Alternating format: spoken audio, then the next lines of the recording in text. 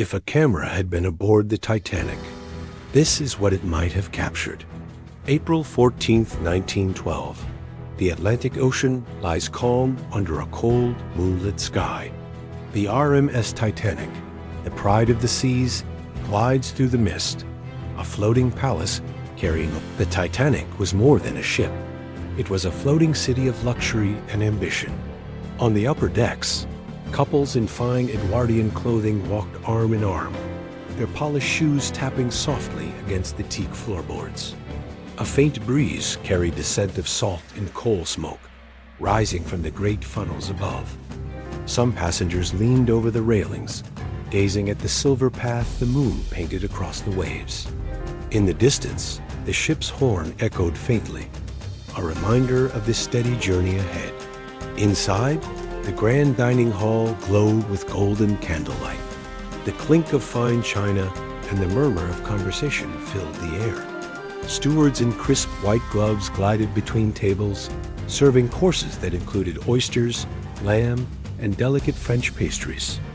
In second class, passengers enjoyed hearty roasts and strong tea, their conversations full of excitement about America. In third class, children played at the long wooden tables, while parents talked quietly of the futures that awaited them across the ocean. Every class shared the same belief. They were part of a voyage that would be remembered as the greatest ever made. At 11:40 p.m., the stillness of the night was broken. High in the crow's nest, lookouts Frederick Fleet and Reginald Lee scanned the horizon through the cold night air. Fleet's breath fogged in the moonlight as he suddenly froze, eyes widening. Iceberg right ahead. He shouted down the speaking tube to the bridge. The warning bell rang 3 sharp chimes. On the bridge, First Officer Murdoch reacted instantly. Hard to starboard, full astern. The massive ship began to turn, but she was too close, too fast. Moments later, steel met ice in a deep, grinding roar. Passengers felt a faint shudder underfoot.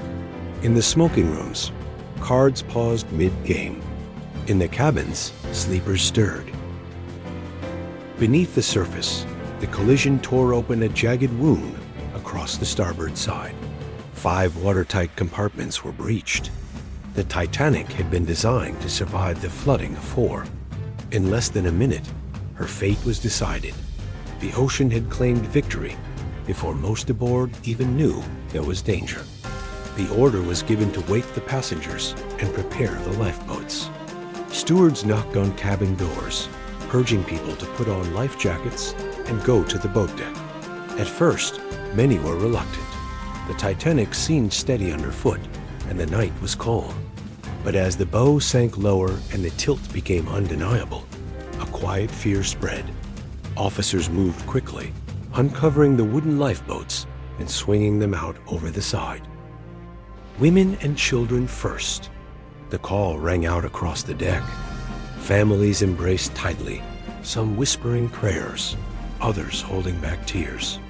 Crewmen in dark uniforms helped mothers and children into the small boats, lowering them slowly into the black, icy water. The cold was biting, turning breath into pale mist. Some boats left half empty, the danger still unimaginable to those who stayed behind. But every passing minute brought the water higher, the air colder, and the hope of survival further away. The bow was gone beneath the waves. The stern lifted into the night, towering above the water. Passengers clung to the rails or huddled together, waiting for the inevitable. The ship's lights flickered, then went dark. A deep groan echoed as the hull broke apart. The sound was followed by the roar of rushing water as the Titanic slipped beneath the surface. In the lifeboats, survivors watched in stunned silence.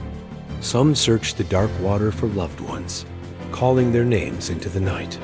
The cries from the freezing sea slowly grew fewer, then stopped. Above, the stars shone cold and bright, indifferent to the tragedy below. More than 1,500 lives were lost in less than 3 hours. The great ship that had been called unsinkable was now gone forever. resting 2.5 miles below the surface of the Atlantic. If history had a camera, these are the moments we could never unsee. The Titanic's story is one of ambition, hope, and nature's unforgiving power. Which moment from history should we capture next? Subscribe and join us as we bring the past back to life in stunning 4K.